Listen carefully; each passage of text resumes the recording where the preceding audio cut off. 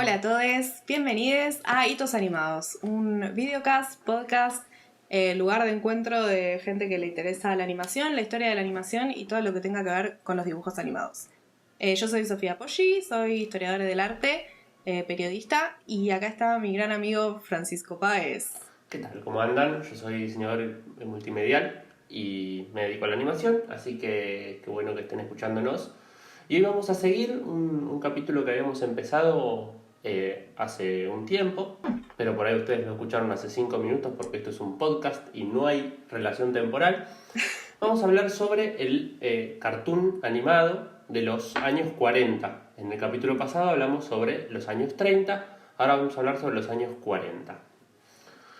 Sí, lo que vimos fue cómo se empezaba, digamos, a instaurar todo un sistema de estudios de animación que empezaban a conformar en Estados Unidos lo que era una verdadera industria, que es algo en particular, y justamente tomamos este país porque es algo que no pasa en todos los países, no pasó, en muy pocos de hecho se pudo consolidar una industria de la animación, pero en Estados Unidos fue clave y lo fue para todo el mundo porque, bueno, consumimos acá y seguimos consumiendo las animaciones que produjeron en esta época, ¿no?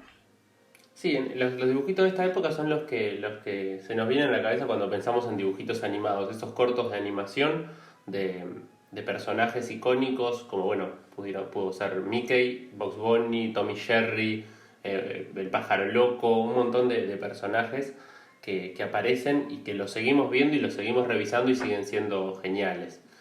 Y bueno, en los 40, en esta década, si bien las cosas se van sucediendo y van como transformándose de a poquito, me parece que se establece el Star System, digamos, esta cosita que ya había en Hollywood de estrellas. Bueno, empiezan a aparecer, si bien ya estaba Mickey desde antes y ya había algunos, pero en los 40 se consolida un Star System de personajes animados.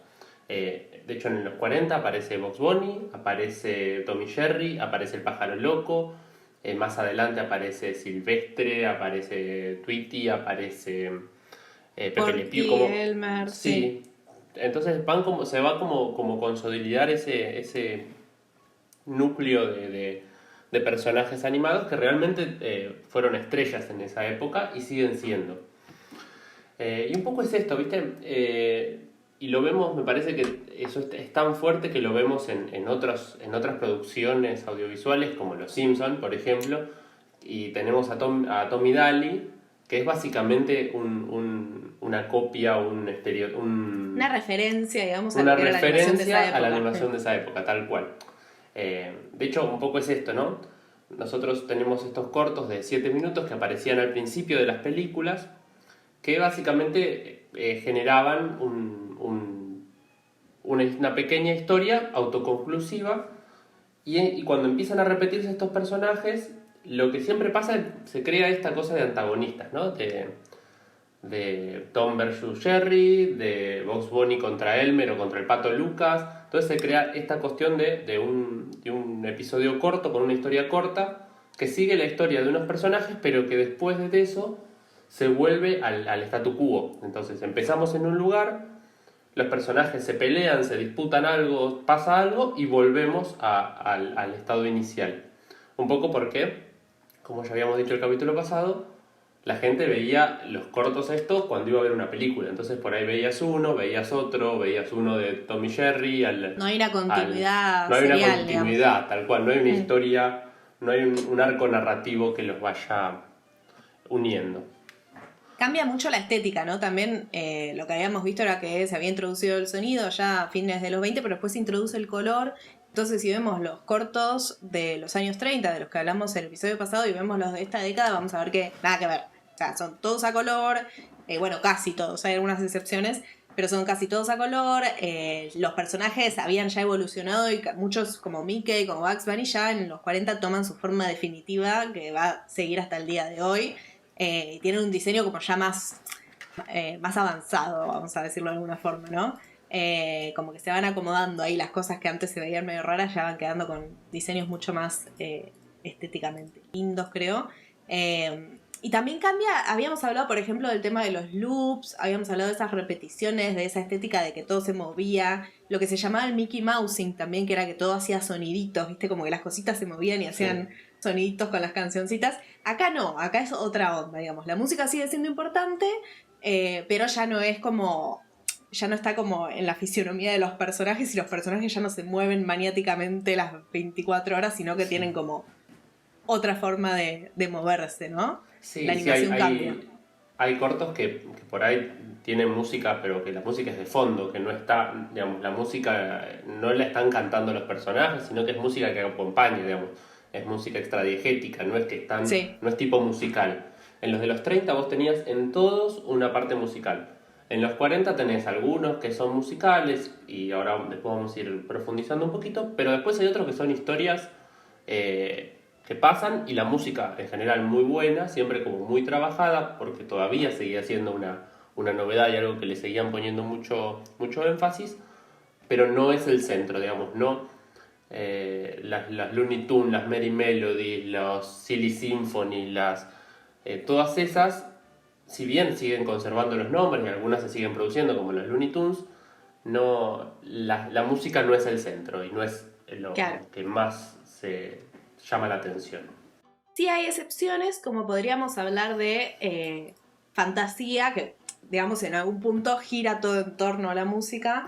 Fantasía es esta película que seguramente la conocen, que salió en 1940 y la hizo Disney, ¿no? Disney venía de, en el 37, lanzar el primer largometraje animado de los Estados Unidos, que fue Blancanieves, y tuvo muchísimo éxito en contra de lo que muchos creían que podía pasar en la producción de un largometraje. Así que bueno, ¿qué pasó? Disney hasta ese momento era un lugar fantástico para trabajar, todos los animadores estaban muy contentos con las pagas y no solamente eso, les daban el 20% de todos los beneficios de la compañía hasta ese momento. En Blancanieves la cosa cambia. Disney dijo, acá entra mucha plata con este largometraje, voy a invertir todo esto, lo voy a reinvertir, en vez de dárselo a los empleados, en un nuevo estudio. Entonces abrieron un estudio fantástico, enorme, gigante, pero es como que de a poquito se empezaban a separar las aguas entre los que ganaban mucho dentro de la empresa, que eran los productores, los tipos, todos hombres, ¿no? De Disney y su séquito ahí de hombres de traje, y los animadores y entintadoras y otros empleados, ¿no? Por el otro lado. Un poco decimos que se establece la industria de la animación y como toda industria se generan sus complejidades y se sistematizan cosas y también se generan relaciones sociales más complejas. Entonces como, bueno, ahora es una industria, bueno, la industria con todas las letras, me parece. Claro, deja de ser una empresa familiar y bueno, ya no somos familia, ¿viste?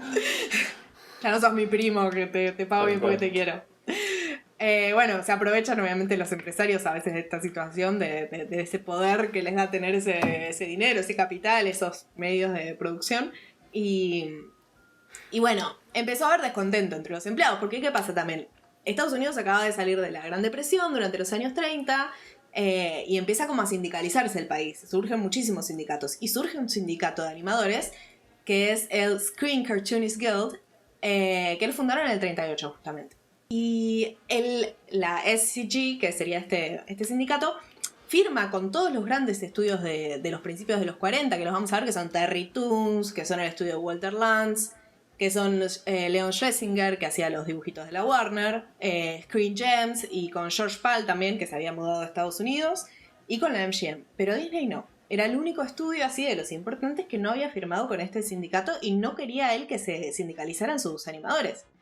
Quería seguir pagándoles poco y pasó de Disney a ser el lugar donde peor se ganaba al final. Para los que tenían puestos bajos, ¿no? Los que ya estaban hacía rato y que tenían ya buenos sueldos, como por ejemplo Art Babbitt, que venía trabajando con Disney desde Blancanieves y antes, ese ganaba bien. Pero bueno, justamente Babbitt es uno de los que sí igual empieza a hablar con la SCG, con este sindicato, como para tratar de meterse dentro de Disney. ¿Qué pasa? Guerra Mundial, en el 39. Cae el mercado europeo, que era como la mitad de la guita que les entraba a los de Disney, ¿no? Todo lo que entraba de Europa. Entonces las dos películas... Porque sí. en Europa se consumía mucho, Europa no producía mucha animación, pero sí se consumía porque se consumía también mucho cine estadounidense y mucha animación. Entonces Claro. había mucho ingreso de plata de Europa. Sí, como el 40% era de lo que les ingresaba a Disney era del mercado europeo. Imagínate que eso de un día para el otro se te cae. Ya estaban construyendo un estudio, se estaban construyendo la casa, estaban haciendo 2 películas, carísimas. tenían 1000 empleados. Era como que habían pasado de ser una empresa muy chica y en 10 años pasaron a ya tener casi 1000 empleados, a los que les pagaba bastante poco a muchos, y bueno, ahí se empezaban a caldear las aguas. Y lo peor de todo es que, bueno, como cae ese mercado, salen Fantasía y Pinocho en el 40, las dos, por encima 2 películas se mandó a hacer, y son un fracaso de taquilla. No logran recuperar, digamos, la plata que ellos pensaban que iban a ganar. Entonces, nada, eso hace que les paguen todavía menos a los empleados porque se están quedando sin plata, porque realmente durante todos los 40 Disney va a estar mal económicamente. Hasta el 50 Sí. que va a salir Cenicienta van a estar mal. Y se nota, digamos, se nota porque si hablamos de los 30 decimos, bueno, Disney y todos abajo de Disney, ponerle los Fleischer ahí compitiendo. En los 40, Disney, no, por lo menos en lo que es cortometrajes, Disney no existe. O si existe, tiene algunas cositas, pero no es el monstruo que era en los 30. Está en igualdad de condiciones que la MGM y que Warner, no hay diferencia, no es que producían. En los 30 son los mejores cortos los de Disney. En los 40 están a la misma altura que la MGM, están a la misma altura que los de Warner. Siempre los de Warner un poquito más baratos, pero con muy buen guión. Pero están ahí. Mucho talento había en Warner también. Sí. Y lo que pasa también en Disney me parece que en ese sentido es que le estaban poniendo mucho las fichas a los largometrajes y los cortos como que quedaron medio en un segundo lugar también. No sé si se preocuparían tanto por la calidad de los cortos cuando los largometrajes eran como lo que le estaban poniendo todas las fichas ahí. Y, sí, y aparte, los largos te definen, o sea, claro, los largos eran una inversión muy grande y si te va mal, como le fue a los Fleischer con Gulliver, el estudio se te funde. Entonces, decir, bueno, listo, apostamos a los cortos que sabemos que salen, es una decisión sabia o muy arriesgada ponerse a hacer largos. Pero claro, bueno, sí, súper arriesgado. Así que bueno, y eso les pasó, ¿no? Sacaron estas 2 pelis, no les fue muy bien, siguieron igual haciendo pelis, en esa década hicieron Bambi, hicieron Dumbo, pelis que están buenísimas, además no es que decís, bueno, las hicieron así nomás, están bárbaras, pero en el medio, bueno, todo este quilombo gremial, porque ¿qué pasa?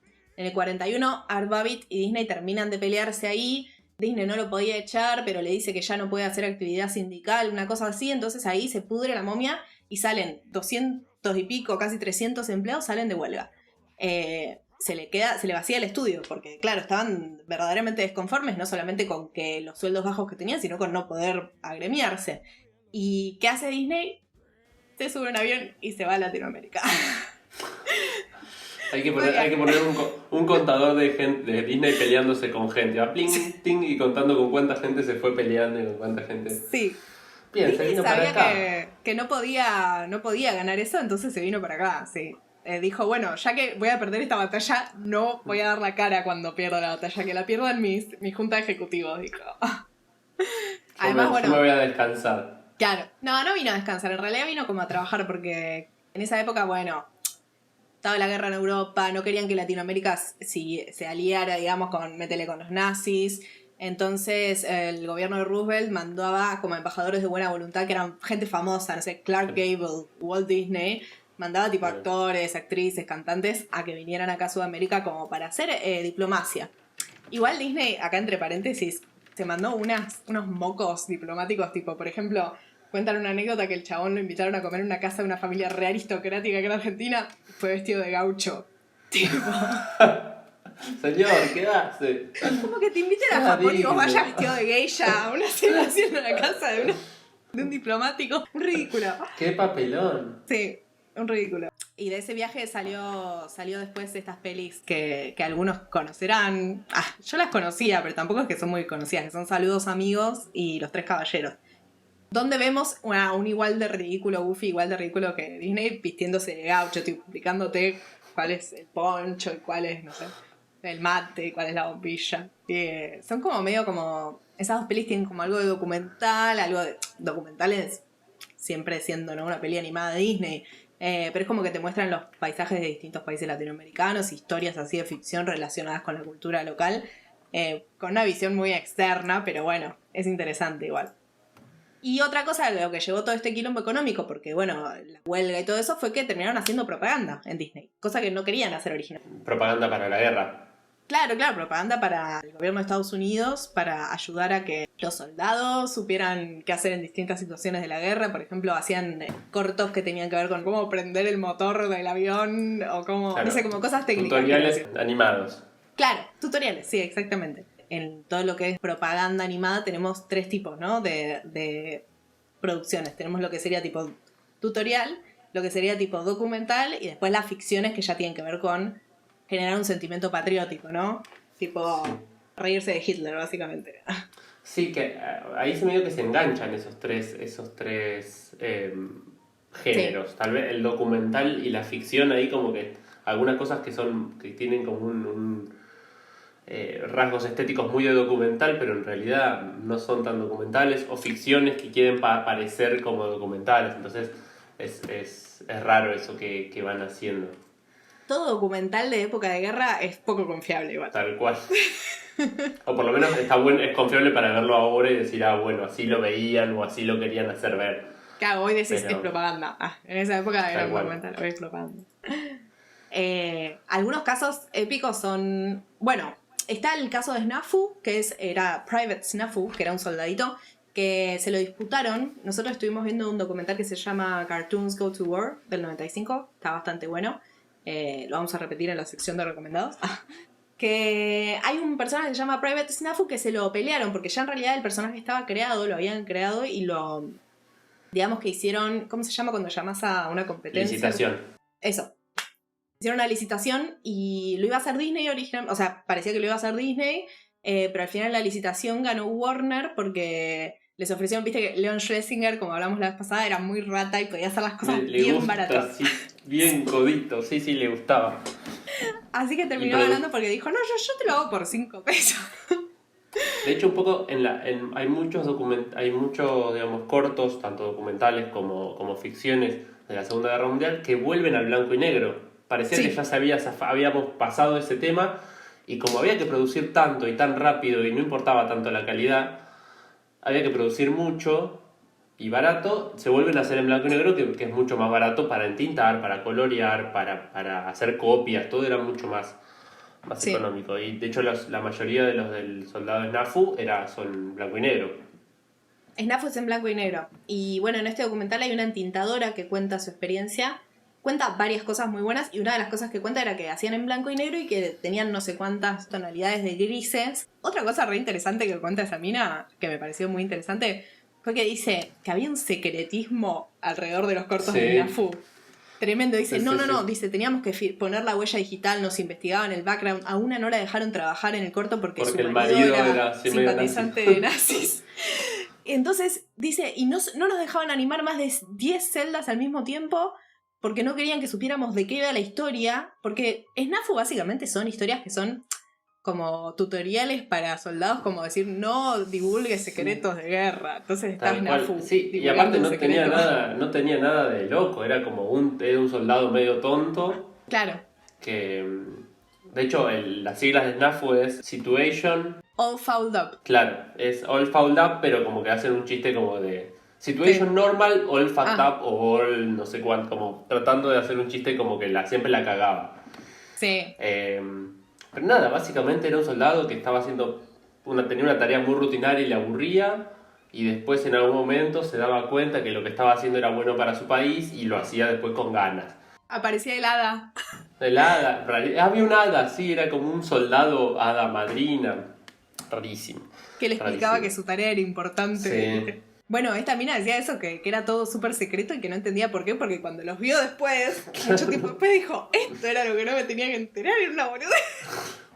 Sí, bueno, después de ese tipo de documentales hay dos que me parece que son, Ajá. que son los más importantes, que son Howard Came, de Columbia. Cuenta cómo fue la primera expansión de Hitler, es del principio de los 40, tiene unas animaciones muy buenas con una tinta negra y unos sellos de Hitler va poniendo en el mundo.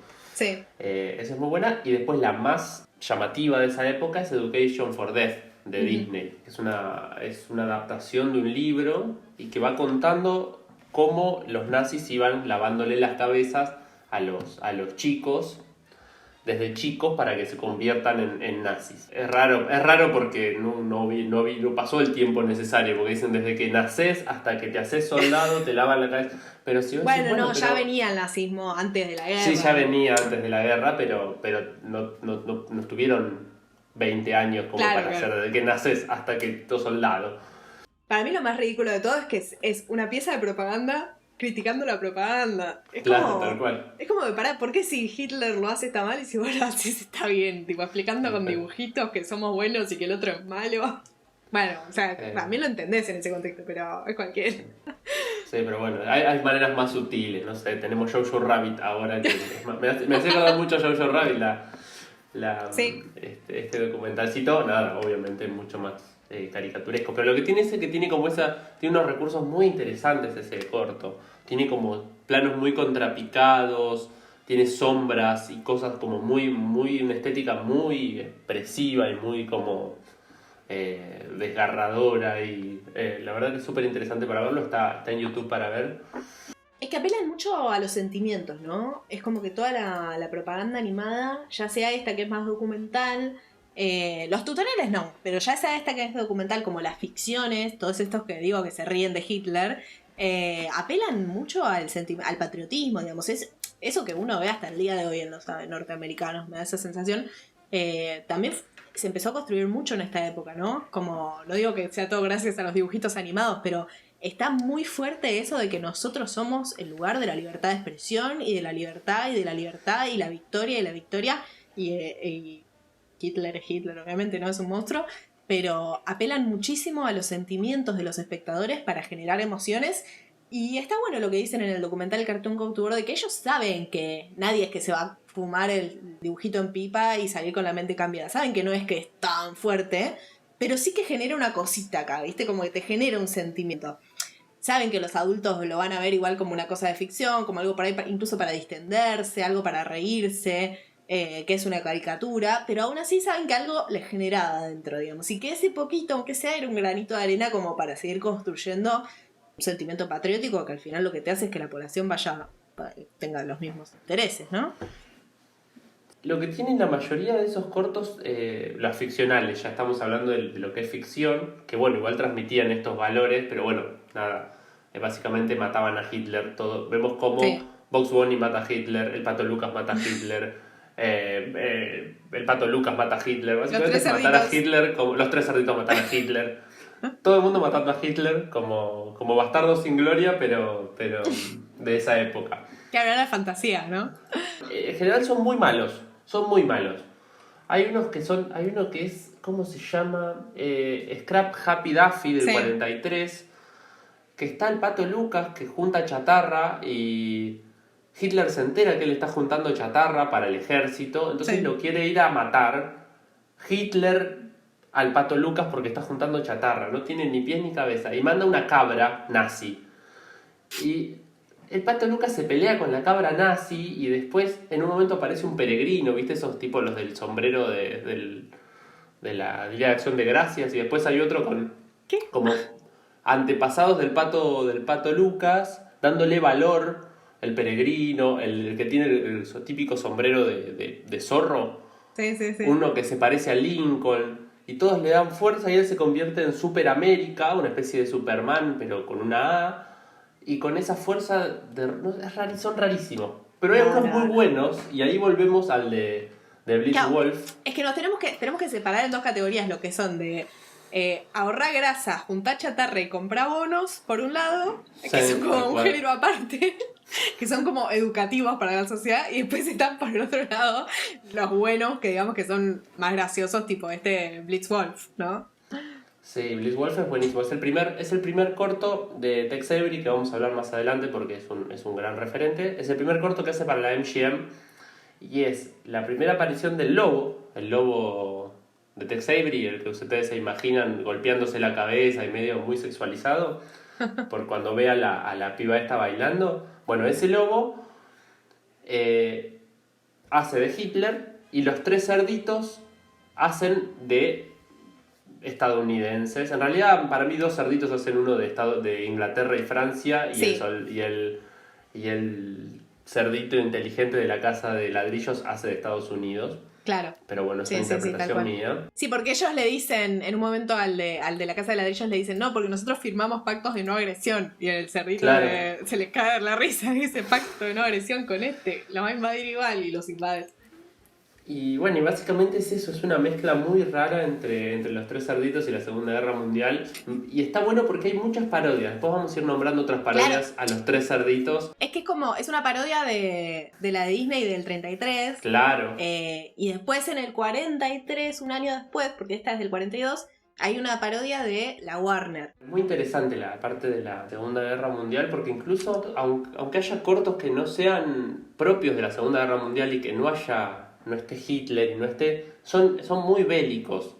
Sí. El primer corto de Tom y Jerry que gana un Oscar en el 43, básicamente se están peleando en la casa, pero en vez de estar peleándose con lo que tienen a mano, o nada, con hachas y cosas, se pelean con granadas, con armas, se hacen tipo tanques, como que todo giraba en torno a lo bélico. Bueno, de esta época es el famoso del Pato Donald también, de The Führer's Face, Sí. que es del 1943. Ese es el Pato Donald que se despierta y está viviendo en un país nazi, en Alemania o en algún país invadido por los nazis. Apelan mucho al cortar, como bueno, estás en un país nazi, no tenés café, no tenés tocino, no tenés vacaciones. Van hacia lo más profundo del sentimiento norteamericano y lo contrastan como la creación del enemigo, ¿no? Te creo el enemigo, que en este caso era bastante cierto, digamos, ¿no? No quiero por esta crítica a Estados Unidos relativizar lo que fue el nazismo. Claro, claro. Pero bueno, hacen como, bueno, todo lo que viene, todo lo que es el enemigo, es todo lo que no somos nosotros. No toman café, no te van a dar tocino, no te van a dar vacaciones. Y después termina como que era un sueño y él dice, ay, qué suerte que estoy, literal, qué suerte que soy un... Bueno, me estoy acordando, pero qué suerte que vivo en Estados Unidos de Norteamérica y tenemos todas estas libertades. Ese es como el corto. En este sentido estaban, obsesionados, ¿no? También con el nazismo y así como Disney vino acá en esa especie de convoy de famosos para evitar que el nazismo, o para instalar un sentimiento más americano en Sudamérica, después Art Babbitt, el que mencionamos, así que era como su enemigo interno, digamos, con el que se peleaba, lo termina echando de su empresa y Art Babbitt aparentemente vino a la Argentina para investigar si había nazis o para investigar cómo había penetrado el nazismo en la Argentina. Eso es la misma política de Estados Unidos de, bueno, vamos a hacer saludos amigos o los tres, ¿cómo es? Los tres caballeros. Dicen, bueno, mandemos gente a ver qué está pasando y a tener un poquito de ver cómo está el termómetro social. Qué loco, ¿no? Que había espías en esa época. Mal. Bueno, sigue habiendo espías. Sí. Bueno, no, tal cual. Pero no los veo ya. Solo me entero de los de esa época. Sí, eran más pintorescos los de esa época. Claro. Esto de que Art Babbitt vino acá para ver si había espiado, o para, no sé, espiar a los nazis, que igual es verdad que estaba lleno de nazis, lo dice Oscar Grillo, el dibujante y animador argentino, que dice que lo conoció en los 70. ¿Qué pasa? Babbitt, cuando vino acá, se puso a trabajar en un corto en Argentina, que es uno de los mejores cortos de esa época en nuestro país, y de varias épocas, porque está muy bueno, que se llama Upanapuros, que lo hemos mencionado en otros momentos. ¿Qué pasa? Dante Quinterno, el creador de Patoruzú, se había ido a Estados Unidos en el 33 y estuvo un tiempito trabajando en Estudio Fleischer, que lo mencionamos ampliamente en el capítulo pasado, y ahí estuvo trabajando en Popeye, parece que en Betty Boop también, y se empapó de todo lo que era ese estudio, esa genialidad que había ahí, ese trabajo. Lo trajo para acá, todo ese conocimiento, y dicen que también vino, dice Gianalberto Bendazzi en el libro que tiene sobre Quirino Cristiane, que lo menciona, dice que se vino con un par de animadores de Fleischer, que se los trajo.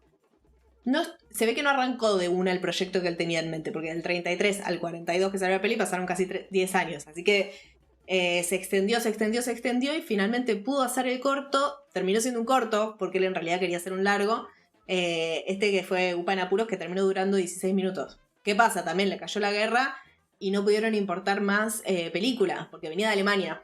Alemania estaba en otra. Claro, el fílmico. Claro, el fílmico.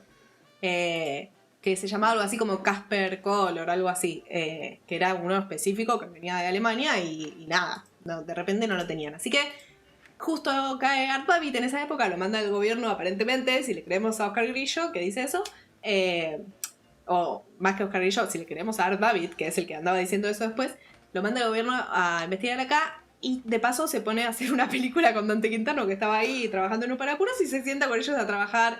Incluso está en internet, en un blog que se llama The Babbitt Diary, está como la transcripción de su diario de esa época de Art Babbitt, que cuenta, sí, conocí a Dante Quintano, estuve en su estudio, están trabajando re bien, la música está bárbara, le hizo un chabón que es holandés, y cuenta todo y dice, me ofreció esta plata Dante Quintano para trabajar con él en la película, tipo, está todo detallado cuánto le ofreció pagarle, más de lo que pagan hoy en día a un animador. Y nada. Igual si lo tenés a Art Babbitt, decís, bueno, listo, venite para lo que sea. Sí. Me salvó las papas. No, Dante Quintano dijo, lo quiero. Pensá que había trabajado en todas las grandes películas y había trabajado en los cortos de Disney y era como el animador, uno de los animadores principales del estudio, no era un pichi, ¿entendés? Era muy grosso. Típica producción argentina de animación que termina tardando 10 veces más de lo que pensás cuando lo organizás. Sí, sí. Pasaba en ese entonces, sigue pasando ahora. Tal cual. Bueno, así que nada. Disney se quedó sin Babbitt, que después igual al final volvió al estudio más adelante. Hicieron varias pelis en esa década, hicieron Fantasía, hicieron Bambi, hicieron Dumbo. Pero, como decía, iban a estar toda la década con problemas económicos, hasta el 50 cuando sacarían Cenicienta. También en esos años hicieron una canción relacionada con algo de lo que hablábamos la vez pasada, que era con los estereotipos raciales y todo eso, que es un tema que hoy lo vemos con un ojo completamente distinto, pero en ese momento parece que no tenían ningún tipo de, ¿cómo se dice?, conciencia sobre lo que era el racismo. Sacaron una canción que se llamó Canción del Sur en el 46, que hoy está enterrada en los arcones del olvido de Disney porque no la dejan salir ni con correa esa película. Es lo que el viento se llevó de la animación, digamos. Peor, lo que el viento se llevó no es nada comparado con esto. Canción del Sur es como la historia de una familia negra que después de que se abuele la esclavitud, se quedan felices trabajando ahí y cantan canciones sobre que ellos en realidad es su lugar de pertenencia, pero no con una postura crítica de, es todo lo que conocemos, no podemos salir acá a dar 2 pasos a la calle porque nos pegan un tiro estos racistas. No, con una visión al contrario, como que justifica un poco la... No sé. Así que hoy está enterrada y no sé, es difícil verla, pero está. Obviamente seguro se puede conseguir. Y bueno, y también en esa época, como decíamos, tienen varias películas de propaganda. Y esta, Saludos Amigos y Los Tres Caballeros, que son olvidables. Aunque es interesante ver, obviamente porque uno es autorreferencial, está bueno ver lo que hacen como en relación con Argentina, ¿no? Es tipo el gaucho Goofy, es imperdible. No porque esté bueno, sino porque es gracioso. Tal cual. Sí, hablando de autorreferencias y como de buscar el enganche, hay otro tema muy, muy interesante en los cortos de ese momento, que se relaciona mucho con el Star System que estábamos hablando de los personajes. Digamos, los personajes de animación empiezan a ser estrellas, pero también los cortos animados hacen mucha referencia a Hollywood. Sí.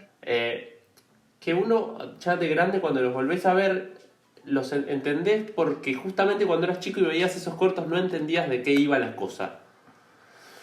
Es muy típico de los 30, de fines de los 30, pero en los 40 se establece más todavía. De hecho, hay un montón de cortos en los que aparece como un salpicadito de estrellas de Hollywood. Hay uno que se llama Hollywood Steps Out, que está dirigido por Tex Avery, a la vez número 2, que lo nombramos en este capítulo. Ya vamos con 5. Y aparecen... Sí, bueno, después vamos a contar. Después pongan en los comentarios cuántas veces nombramos Tex Avery en el corto, a ver si... Y después no sorteamos nada, no tenemos nada para sortear.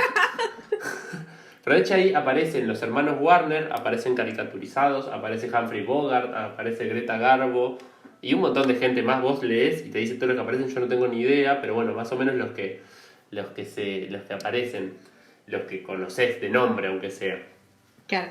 Después hay uno que se llama Daffy Duck in Hollywood Picnic, que están todos los estrellas de Hollywood en un picnic. Aparece mucho Chaplin, aparece mucho el gordo y el flaco, los tres chiflados, todos de esa época, ¿no? De hecho, hay uno que aparecen como los perros de los actores de Hollywood. Hollywood Canine Canteen. Ese. De 1946. Son como los perros de los los actores y de la gente de Hollywood que aparece y son como iguales a sus dueños. La verdad que eso es interesante. Me pasa mucho como que siento que me pierdo muchos chistes, porque la verdad que Claro. el Hollywood de los 30 no lo puedo enganchar. Pero hay algunas referencias que sí son muy, muy interesantes. Y me parece que la más llamativa es la de Frank Sinatra. Aparece muchísimo Frank Sinatra. Bueno, porque era muy famoso en esa época.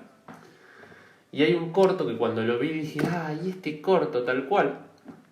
Está Porky en una granja que se llama Sooner Crooner. Sí. Hay una gran Porky tiene una granja y que pone huevos, las gallinas ponen huevos. Y en un momento se van todas las gallinas a ver a un gallo que estaba cantando y es una copia a Frank Sinatra. Oh, no, no, no, no, no, no. Y tenías muy finito, entonces Es era muy finito. flojito. Y todas se desmayan, ¿viste? Hay mucho de eso, de ese chiste.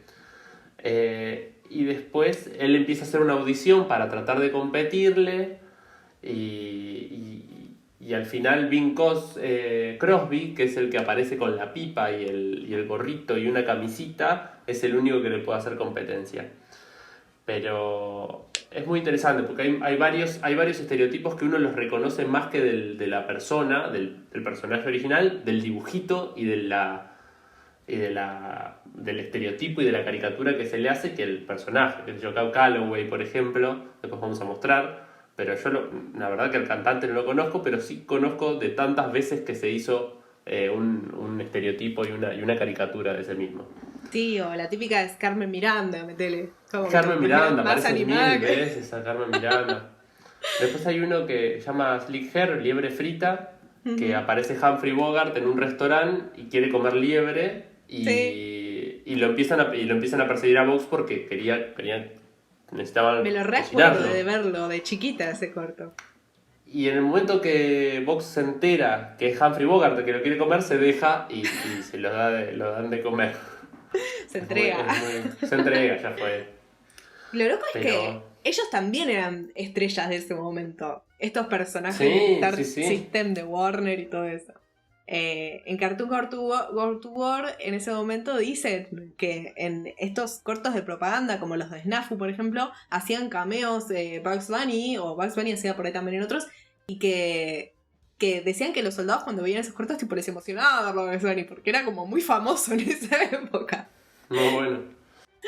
Así que nada, era como que ellos también eran parte de la farándula estadounidense y es verdad lo que decís, son como autorreferenciales estos cortos en algún sentido porque están remitiendo a eso, a esa fama que ellos mismos, estos personajes, encarnan, ¿no? Sí. Bueno, y una persona que aparece muchísimo en estos cortos y muy caricaturizado, de hecho caricaturizado por Bugs Bunny, caricaturizado por un montón de personas, es Leopold Stokowski. Que quien es Leopold Stokowski es un director de orquesta que es el que dirigió Fantasía. Claro. Hay muchas referencias a Stokowski, que era como el director de música clásica, música académica del momento. Con el tema de la música en los cortos animados, me parece que también hay un cambio muy grande entre los 30 y los 40. En los 30 estaba muy, muy de moda y era muy popular el jazz, y sobre todo en los dibujos animados. Entonces todos los dibujos de los 30 probablemente tengan jazz. En los 40, yo creo que muy probablemente por la influencia de Fantasía, hay una mutación o un cambio de eje desde el del jazz a la música académica o a la mal llamada música clásica, en la que entonces, los cortos de animación suelen tener música clásica. Algunos siguen teniendo jazz, obviamente, pero y hay una referencia más directa a la música académica.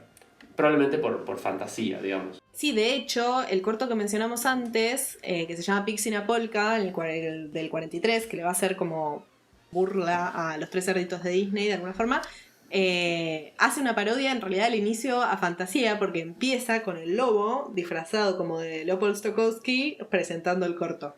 Porque bueno, Fantasía tiene eso, ¿no? Como que el director de orquesta va presentando todas las secciones de la película y charla bastante a la cámara para hacer una película para público infantil, para mi gusto. Sí, bueno, de hecho, muchas de estas, a partir de Fantasía nacen 1 millón de parodias a Fantasía y aparecen esa imagen del estrado o ese cosito, esa Sí, escalerita que donde está el director, hay un montón. Corny Concerto, que es de Bob Clampett, también son dos piezas musicales. Y aparece en cada corte la imagen del director explicando un poco de qué va la cosa. Hay un caso muy particular que hay un tema, una canción, una pieza, no sé cómo se llama. No tengo un el tema. repertorio, no tengo el vocabulario. Pero hay una pieza que es Hungarian Rhapsody número 2 que está hiper satirizada y hiper utilizada en estos cortos. De hecho, la más famosa me parece que es The Cat's Concerto, que es de Tom y Jerry, que es en la que Tom está tocando el pianito y lo empieza a molestar a Jerry, y en un momento Jerry se pone atrás del piano y empieza a tocar. Sí, Bueno, esa misma épico. pieza está buenísima. Después Rhapsody Rabbit es Bugs Bunny tocando la misma canción. Y otro que se llama Rhapsody Rivets, que son como unos constructores, es de la Warner, que también tocan esta misma canción. Y básicamente esta pieza está súper usada en los cortos animados. Y se ve que caló fuerte eso, como la imagen de Stokowski, ¿no? En Fantasía. Si bien a la Sí, película no le fue tan bien como esperaban, tuvo como un impacto cultural dentro de las animaciones de los 40. Que bueno, que como decíamos, no es Disney, digamos, el único estudio de la época, si bien hablamos bastante. Seguían Fleischer Studios, que como dijimos, habíamos hablado bastante en los 30. En esta época lo que hicieron fue los cortos de Superman. Estuvieron haciendo desde el 41 hasta el 43 los cortos basados en las historietas de Superman, digamos, y estuvieron bastante metidos en eso. súper racistas con los japoneses también esos. Hay un par de... Bueno, todos son racistas con los japoneses, Sí, pero hay un par de Superman que son terribles. sí, también los Fleischer Studios estaban teniendo muchos problemas económicos en esa época, por eso en un momento Paramount tomó el control porque ellos no tenían plata, entonces como que le pidieron ayuda a Paramount para sostenerlos, digamos, y no fundirse, pero después volvieron a fines del 41 a tener control sobre el estudio y bueno, estuvieron trabajando en eso. Después estaba Walter Lantz Production, que como habíamos dicho, fueron los que crearon El Pájaro Loco, entre otros personajes. Sí, son como más low-fi, no tienen tanta estima. Igual, ya el pájaro loco es como... está bueno, es gracioso, pero no tiene la calidad de las cosas de la Warner, ni mucho menos de la MGM, me parece. Sí, aún así sobrevivió bastante en comparación con los otros personajes. Primero, Sí. Oswald ya no lo animaban más, lo abandonaron después al fines de los 30. Chili Willy es más de los Sí, 50. Chili Willy me Metele que suena. sí, lo vimos más, lo pasaban de vez en cuando, una vez por mes, un domingo a las 7 de la mañana. Sí, Eh, es más de canal de aire al sábado a la mañana, sí, Walter Lantz. Es como que lo pasaban así, no es que estaba en Cartoon Network que vos lo veías todo el tiempo, claro. sino que lo veías así como más como sueltito. Y después había otro personaje que yo nunca lo había escuchado en mi vida, que es Andy Panda, que sí es de los 40, pero bueno, básicamente fue el pájaro loco, el gran nombre. Y en relación con lo que acabamos de decir de Canción del Sur y el tema del racismo en esta época, Walter Lantz tiene un corto de 1941 que se llama Scrap Me Mama with a Boogie Beat, que es tremendo. Tipo, hay un pueblo que se llama Lazy Town y como Lazy Town, pero no, pero Lazy Town, tipo de pueblo de vagos, que es toda No me población digas, te negra. adivino, todos comiendo sandía. No, tirados así, todos así. Y, y viene una mujer, baja del bote, una mujer también negra, que es súper sexy y entra caminando y todos los negros ahí activan porque son todos unos cachondos también. Entonces, nada, es tremendo, es tremendo. Estos cortos que hoy están censuradísimos no los pasan ni ahí en un canal de televisión, pero bueno, ya vemos que muchos llegaron a estar presentes y otros los tuvieron que enterrar porque realmente se iban al pasto con el tema racial muy mal. Sí. Bueno, hay un grupito de cortos, se llaman los Censored 11, los Sí. Censored 11. Son los 11 censurados. De todos los que hay racistas, solamente censuraron 11, que son de la Warner, que son terribles, son como wow, son muy heavy. Muy heavy. Hay uno que se llama Black Coal and the Seven Dwarf, pero Seven con B larga, es como, en vez de Blancanieves y los 7 enanitos, Carbón Negro y los 7 gnomos también. Es como una parodia a Blancanieves, pero con negros. Aparte, todos los personajes negros hacen hablar mal, no tienen principios morales, solo les importa el sexo, o pelearse, o divertirse. No, es como. Es durísimo.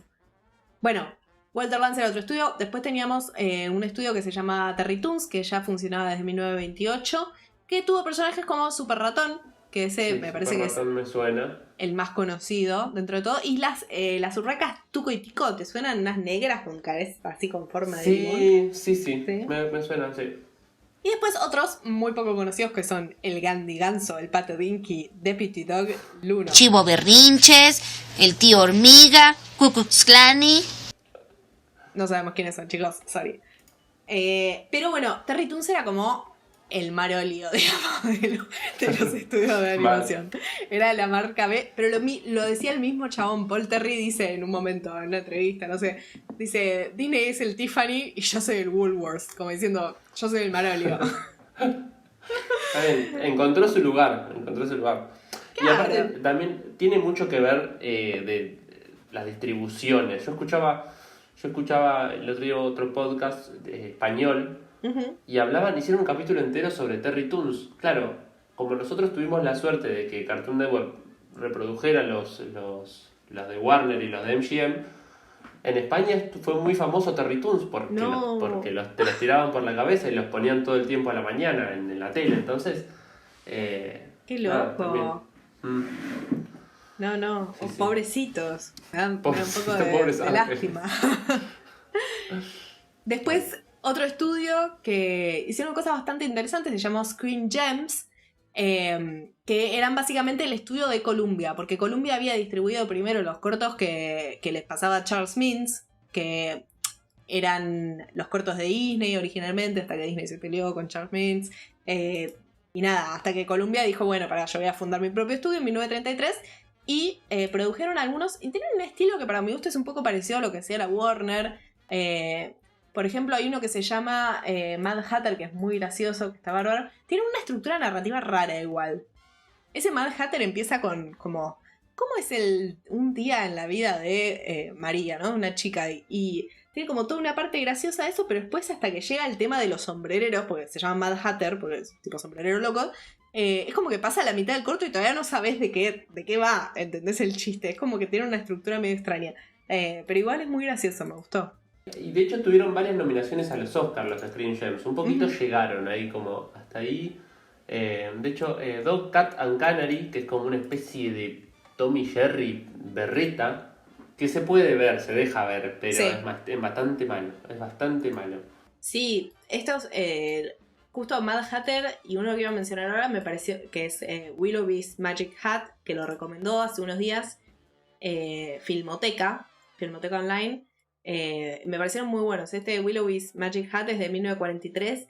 También me parece como que me recuerdan a la Warner y a la MGM. A veces me recuerdan a Tex Avery un poco en que las personajes femeninos son como muñecas, maniquíes, y los personajes masculinos son como super cartoon, tipo peticitos, deformes, pero las mujeres son tipo así como un maniquí perfecto. Y también el estilo de la animación y el humor va un poco por ese lado, digamos, es un poco criticable hoy en día, pero son muy graciosos igual, son muy graciosos. Willoughby's Magic Hat también tiene algo raro, que lo dice justo el historiador Martín Fernando Peña en Filmoteca, que es en blanco y negro, cuando ya se hacían a color los cortos. Pero aún así tiene un estilo bastante avanzado para la época visualmente. Bien, hay otro estudio que ya lo hemos nombrado bastante, que me parece que es el que surge con más potencia, para el que le sale a competir fuertemente a Disney, que es la MGM, la Metro Goldwyn Mayer, que en los 40 sacan su serie de cortos con más éxito, que por ahí los conocen, que se llaman Tom y Jerry, Que, Me suena. Sí, ahí entra unos años antes, pero se hace muy fuerte el productor de la MGM, que es Fred Quimby, que contrata a William Hanna y Joseph Barbera, que son dos personas, no es una persona que llamaba Hanna y de apellido Barbera, como uno piensa No era cuando una chico. mujer, chicos. No No era era una una mujer, no, nunca pasa eso. Siempre que piensen que es una mujer, es más No. probable que sean dos apellidos o... La verdad que los cortos de Tom y Jerry, bueno, ya los conocemos, no vamos a ahondar mucho, pero son digamos, si en los 30 Disney se robó todos los Oscars, en los 40 Fred Quimby y Tommy Jerry ganaron Oscar como locos. La verdad que son muy buenos, la calidad de animación es espectacular. Las historias siempre son muy parecidas, son muy iguales. En ese sentido, la verdad que el guión es como siempre muy básico. Excepto algunos que tienen alguna cosita, pero siempre es básicamente Tom persiguiendo a Jerry no sé qué, después empiezan a incorporar más personajes, no sé qué, pero no hay un vuelo narrativo que digas, wow, qué bueno. Se basa en los Pero- gags, siempre. Sí, mucho gag visual, pero también tienen otro director que está como ahí en segundo plano, porque Fred Quimby prefería a Tom y Jerry, que es ni más ni menos el que venimos avisando que vamos a hablar un montón, es Tex Avery. Tex Avery es un animador que trabajó en la Warner, bueno, ya lo dije en el primer capítulo de Ditos Animados, es mi animador preferido. Si bien tiene muchas cosas criticables en sus roles de género, en sus cortos, y en cuestiones raciales, pero quién no los tenía en esa época, así que vamos a darle la ventaja de estar muerto y de haber trabajado hace mucho tiempo. Pero Tex Avery cuando tiene un enfrentamiento con Leon Schlesinger en Warner y lo echan. Hace un pequeño paso por la Paramount y después lo contratan en la MGM. Como que pasó por todos los grandes estudios. Sí, supongo, pasó ¿no? igual por la Paramount hizo unas cositas muy chiquititas Ujú. que no tuvieron nada de éxito, pero tienen un poquito su impronta. Y para mí lo que tiene Tex Avery... era tuerto. Contá cómo se quedó tuerto, por favor. En una pelea de bolitas de papel, a alguien se le ocurrió meter un clip, un ganchito de metal Sí, en la quedó. bolita de papel. Quedó en el O papel. quedó por ahí, no Sí. sé qué. Papel y cuando mojado, un papel mojado. Y cuando se lo dieron en el ojo, se quedó tuerto. Ya. Pero un poco lo más loco de Tex Avery es su lenguaje. Me parece que tiene un montón de gags que son muy típicos de él. Lo primero es que es un humor súper irreverente, súper sexual, digamos. De hecho, se dice que la pelea con Leon Schlesinger era porque él quiso poner a Bugs Bunny diciendo alguna frase más subida de tono y Leon Schlesinger no se lo permitió. Pero a la vez labura mucho el meta. O sea, los dibujitos de Tex se saben dibujitos animados. De hecho, en uno de los primeros cortos, en el primer corto de Droopy, que es otro de sus grandes personajes, en el primer corto de Droopy, en un momento está corriendo el lobo y sale, como que se resbala y sale por fuera del fílmico. Se ven las barras del fílmico con los circulitos, con los cuadraditos para enganchar el fílmico. Sí, famoso. Y vuelve. Entonces, en ese sentido, es un director que labura mucho con eso. Y tiene una estructura narrativa en la que genera expectativa, genera como, bueno, va a pasar esto. Y después te rompe la expectativa porque estás en un dibujito animado. Entonces, labura mucho con ese corto. Imagínense que el primer corto que hizo para el MGM es Bliss Wolf, que es este que decíamos de la Segunda Guerra Mundial, en la que Hitler es el lobo y los tres chanchitos. Es súper irreverente. Sí. Es muy gracioso, tiene muy buenos Va mucho gags. con los juegos de palabra también. Es como que me parece que hay muchos chistes que nosotros nos perdemos en la traducción cuando los vemos en español. Porque, ¿viste cuando tomas el sentido literal de algo Sí, y lo mostrás de tal una cual. forma visual? Por ejemplo, en Sí. ese de los tres cerritos tiene uno que es una bomba incendiaria. Entonces la bomba saca una mano con un fósforo y lo incendia al lobo. Por ahí ese justo se traduce bien al español, pero hay un montón de ese estilo, un montón, en todo el corto que si no los ves en inglés o no buscas como era por ahí el sentido original en inglés, se pierde el chiste, porque era súper, súper gracioso con eso, con el juego de palabra y con la literalidad. Sí, tal cual. Sí, sí, y convertir esa literalidad, hacerla Imagen. bueno, imagen en la animación. Después, hay otros gags que tienen muy buenos, que también un poco se repiten. Hace como reversiones de cuentos clásicos. Hace una reversión de Caperucita Roja. De hecho, uno de los más famosos es Red Hot Riding Hood, en la que empieza a contar otra vez el cuento de Caperucita Roja y los personajes como que se plantan y dicen, bueno, no, esto la verdad que ya está, ya lo contamos 1000 veces, que hagamos una cosa nueva. Entonces se van todos a la ciudad y entonces el lobo va a ver a Caperucita, que está actuando y cantando, y es ese típico personaje que decías vos, como como una figura muy marcada. Una Barbie. Y con un vestido rojo, y el chabón se desquicia y se empieza a golpear la cabeza y esas cosas muy... Y después la abuela se lo quiere levantar al lobo. Entonces hay como una cosa así, como una perversión de los cuentos clásicos que son... Era muy para adultos, ¿no? Muy para adultos, muy para Sí. adultos. Y un poco me parece que es eso. En los 40 cada estudio empieza como a encontrar su nicho. Me parece que Disney se va más hacia el público infantil. La Warner es un poquito más universal, pero más con un poquito más subido de tono. Y la MGM, o sobre todo Tex Avery, hace las cosas más jugadas del momento. Después hace una reversión de Los Tres Chanchitos, que hace como una secuela de Los Tres Chanchitos, en el que el hijo de uno de los Tres Chanchitos se vuelve a enfrentar al lobo como una especie de Mi Pobre Angelito animado. Y otra cosa que me gusta mucho lo de Tex Avery, que lo empieza a hacer más, se nota mucho ese carácter de posguerra que tienen. Uh-huh. Si bien los empieza a hacer en los 30, hay uno que se llama A Day at the Zoo o The Tour in America, que son dos cortos. Sí, que lo mencionamos que ese, son, la vez pasada. Sí, que son como falsos documentales. Entonces tenés imágenes en las que van contando algo, hay una voz en off que va narrando y pasan cosas ridículas como es eso. Estás como en un documental y después pasa algo que te dice, no estás en un documental, estás en una animación. Pero los más locos y los más importantes los más locos, qué adjetivo vago, los más llamativos de estos falsos documentales son la serie del mañana. La casa del mañana, el auto del mañana, la TV del mañana, la granja del mañana. Que es como un tema que ya venía, ¿no? En algunas animaciones, era como el tema del futurismo, del futuro.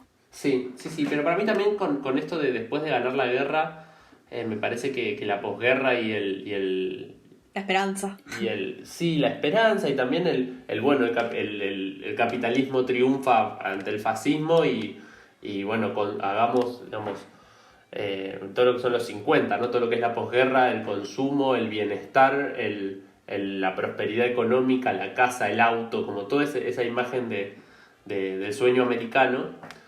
Y habla sobre, bueno, cómo son la casa del mañana, cómo es el auto, siempre con mucho...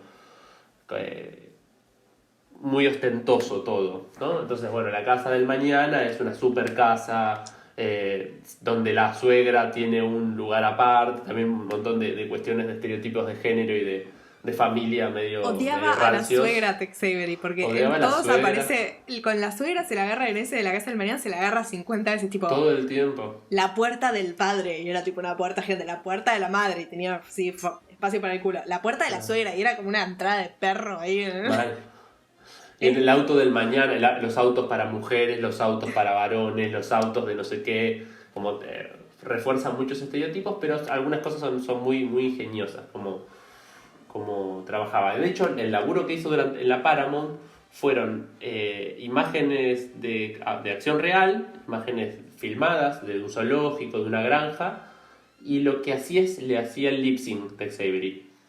Entonces hacía como chistes, como si fuesen los chistes de ahora de una ardilla y poniéndole voz arriba, bueno, Sí. eso pero en los 40. La verdad que es un autor que hay que revisar, hay que mirar, tiene muchas cosas, muchos estereotipos sobre los indios americanos, tiene unos estereotipos horribles, sobre los negros tiene unos estereotipos horribles, pero que su humor la verdad que es increíble. Sí, no zafaba ninguno, igual, de la época de eso. No se fue ninguno, en ese sentido. La vara estaba muy baja en esa época. Tal cual. Es como que él y Chuck Jones son como los grandes animadores de esta época, ¿no? Sí, Chuck Chuck Jones en la Warner, digamos, Sí. en el otro estudio. Sí, me parece que Chuck Jones... De hecho, bueno, a los grandes personajes de la Warner los crea Tex Avery, a Bugs Bunny, al Pato Lucas, los crea Tex Avery, pero Chuck Jones es el que les da personalidad. Claro. El Pato Lucas, el Bugs Bunny de Tex Avery estaban como más locos, ¿no? Es ese Pato Lucas que salta con el culo y gritando y no sé qué. Y el Bugs Bunny es el que te daba un beso y corría. Son como más estridentes. Chuck Jones me parece que lo que tiene es... Primero es un estilo mucho más sutil. Los personajes no tenían esas como... No estaban sobreactuados. Los dibujitos de Chuck Jones son como súper medidos Pero las son expresiones. súper expresivos también igual. Súper expresivos, Sí. pero es como el gesto mínimo. Como que trabaja el detalle. También trabaja como Tex Avery la expectativa. Sí. Eso de darle un segundo al chiste y que sea gracioso ese segundo, lo hacen los dos, me parece. Lo saben Sí. hacer los dos muy bien. Sí, trabajan muy bien los dos el fuera de campo. El típico que pasan cosas... Bueno, también lo trabaja muy bien Tommy Jerry. Como, bueno, estamos acá y empieza a hacer mucho ruido, se mueve un poco la cámara y vuelan cosas como adentro del plano, pero en realidad lo que está pasando no se ve. Que Ahí además, se ahorraban una animación. Es re barato hacer eso y haces que las personas... Como me parece que el fuera de campo es espectacular porque haces que la persona se imagine lo que quiera, que se divierta, porque todo lo que pasa es lo que está en su imaginación, y además es barato. Es espectacular. Pero bueno, me parece que Chuck Jones también es uno de los más abstractos. Es el que empieza a jugar en los 40 un poco, pero sobre todo más adelante, es el que empieza a jugar con fondos mucho más sintéticos, con cosas con fondos más abstractos, con estilo un poquito más minimalista, y también juega muchas veces con el meta, el Sí. metalenguaje del dibujito que se sabe dibujito o que se da cuenta en ese momento que es una animación. Que esto va a pero bueno. culminar en el 65, creo que es cuando hace el punto y la línea, el famoso Sí, tal dibujito cual. abstracto de Chuck Jones, de una línea y un punto que se enamoran, ¿no? Eso más Sí. meta no existe, no sé. Tal cual. Bueno, pero esto de ponerle personalidad a Bugs Bunny y al Pato Lucas, un poco es eso, ¿viste? Los Bugs Bunny y el Pato Lucas de Tex Avery y Bob Clampett, que son como los más clásicos, están como más locos. El Bugs Bunny de Chuck Jones es un tipo que no quiere conflicto. Siempre lo provocan. Es un tipo que quiere vivir bien, quiere estar cómodo. Y siempre lo provocan, entonces él responde. El Pato Lucas, que no está más loco, sino que es un tipo mezquino, es un tipo egoísta, como se empiezan como a diferenciar. Los otros Bugs Bunny y Pato Lucas más o menos son parecidos. Son un pato que está loco con un conejo que está loco, y en los Chuck Jones empieza como a trabajar eso. Hay un corto muy piola de Chuck Jones que se llama The Dover Boys, que es uno de los primeros cortos en trabajar la animación limitada, que es muy típica de los 60 y de los 50. Y en el 1942 Chuck Jones hace un corto sobre tres hermanos que salvan a una damisela en peligro. Bueno, una historia bastante típica, pero está todo hecho con animación limitada. Nada se mueve, nada que no tenga que moverse se mueve. Si no es Me parece estrictamente que necesario, no se anima. Que es todo lo contrario a lo que veíamos en los 30, que todo se movía todo el tiempo. Entonces acá solo se mueve lo que hay que moverse. Y empieza a trabajarse el no movimiento como un recurso, ¿no? Como antes el movimiento era el recurso. Bueno, ahora que las cosas no se muevan también es un chiste. Que el gag, dejar un poquito de expectativa hasta que pasa el gag, es un nuevo recurso.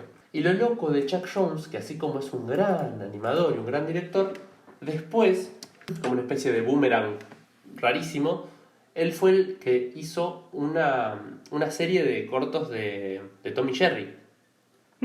Claro. Sí, Tom y Mucho Jerry más pasó por adelante, varias en los manos. 60. Sí. Y son feísimos. A mí los cortos de Chuck Jones de Tom y Jerry me parecen horribles. Es raro, ¿no? Son le hayan como quedado así malos, tan- son malos. Son como más cuadrados.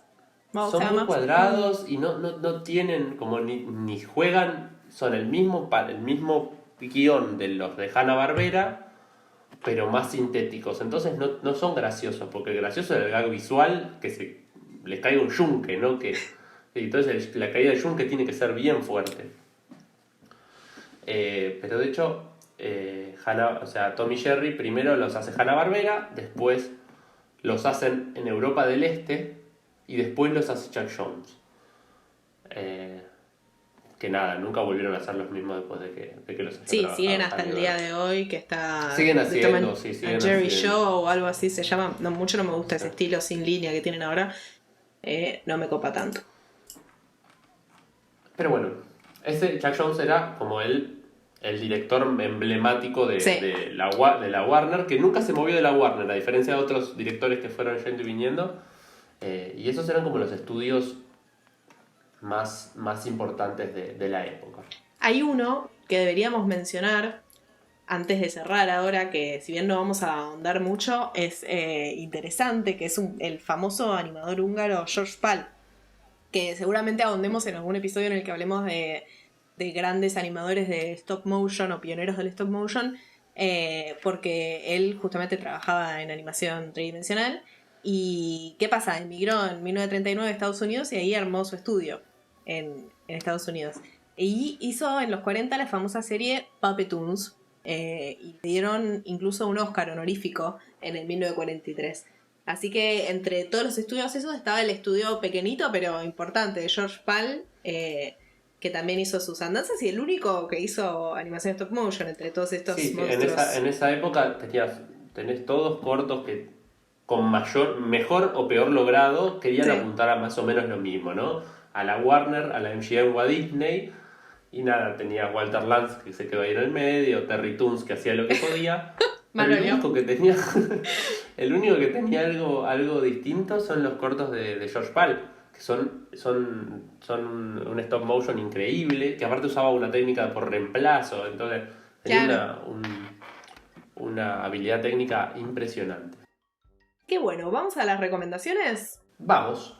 Bueno, hablando un poquito de Tex Avery y de Disney, hay un libro muy bueno, creo que es de los 90 el libro, pero se llama Cartoon Animation y es de Preston Blair. Preston Blair es un animador, no dirigió, no nada, solamente animaba, que trabajó tanto para Disney como para Tex Avery. Y en ese libro para mí es como una recopilación de esta época hecha libro, porque te enseña a dibujar distintos tipos de personajes, y son todos estos personajes de esta época. Tenés la mujer toda exuberante de Tex Avery, tenés animales, tenés un conejo que es muy parecido a Coso, tenés el nene cute. Hay un montón de estereotipos que son bien de esta época y un montón de reglas que son las reglas que vemos cuando estudiamos animación. La línea de acción, la silueta, hay un montón de estas cosas. Es un libro súper técnico, no súper técnico, pero sí tiene mucho de técnico, pero tiene mucho de enseñarte a dibujar de ese estilo. Así que está en internet, lo pueden buscar, y si no, buscan algunas imágenes que ahora deben estar apareciendo en pantalla. Pero es muy interesante para terminar de entender esta época.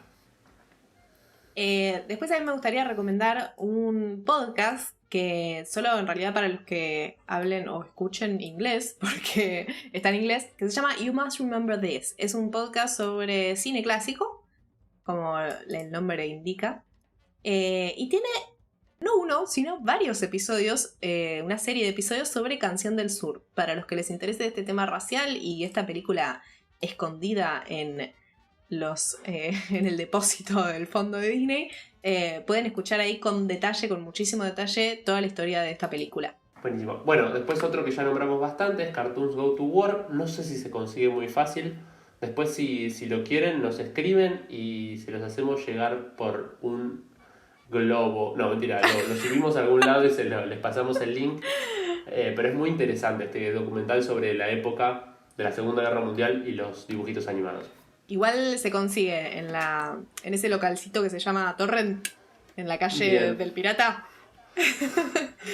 Bien, buenísimo. Se consigue. Está abierto, Sí. es esencial, así que está bien. Seguimos en cuarentena, no sé si Sí. lo saben, seguimos en cuarentena. No sé cuándo estarán escuchando esto. Si será el año 4 de la cuarentena, todavía acá seguimos en cuarentena. Otra cosa que les quería recomendar es el corto que mencionamos de Dante Quinterno, un UPA en apuros, fundamental para la historia de la animación de nuestro país. Véanlo, está en YouTube. Así que, googleenlo, está ahí. Bien. Otro que ya venimos recomendando, pero seguimos recomendándolo porque sigue quedando bien en lo que vamos charlando, es Animation Gossip. María Lorenzo Hernández hace análisis cortitos y muy interesantes y con mucho contenido de distintos temas sobre la animación. Específicamente para este capítulo, mírenlos todos porque están todos buenísimos. Hay uno sobre Tex Avery, Sí. hay uno sobre la Warner y hay uno sobre George Pal. Si no se aguantan a nuestro capítulo sobre stop motion, miren el que es sobre George Pal, que se llama La animación por reemplazo. Mírenlo porque es súper interesante. Bueno, y finalmente esas dos cositas que ya mencionamos también, ese capitulito de Filmoteca Online donde está el corto de Screen Gems, Willoughby's Magic Hat, con un pequeño comentario ahí previo de Martín Fernando Peña, que siempre es muy interesante. O Fernando Martín Peña. ¿Martín Fernando? Fernando Martín, no sabemos. Alguno de esos dos. Y después el blog donde está el diario de Art Babbitt, que ya les recomendé hace un rato, que también les vamos a dejar el link acá en el video, acá abajo, o no sé dónde estará. Así que después se lo dejamos para que los chusmeen y que lean de primera mano. Es fundamental que lean eso, ¿sabes por qué? No solamente porque el tipo te cuenta lo que era sentarse a trabajar con Quinterno, cómo era un estudio de la animación de la época y para tener... Sino que también se le cagan de la risa a Disney. Porque cuando el chabón llega a la Argentina, lo primero que les pregunta es qué impresión había dejado Disney en su visita del 41, un año anterior. Y le dicen, no, ridículo, vino y se vistió de gaucho en la cena con los tipos. Y se le cagan de risa así el chabón y de todos los otros que habían venido en ese convoy de famosos. Tal estaba siempre borracho, dice. Tipo, que no habían quedado nada impresionados los argentinos al final. La verdad que el plan del gobierno de llevar buenas impresiones había fallado absolutamente. Sí, sí. O tal vez estaban haciendo los copados con Babbitt y tratando de quedar bien con él, ¿viste? Así que bueno, muchas gracias. Muchas gracias por escucharnos. Estamos muy contentos con esta serie de capítulos. El capítulo anterior nos han dicho que ha salido muy bueno, así que sigan opinando, sigan diciéndonos qué les pareció. Si les pareció bueno, mejor, pero si les pareció malo, también díganos.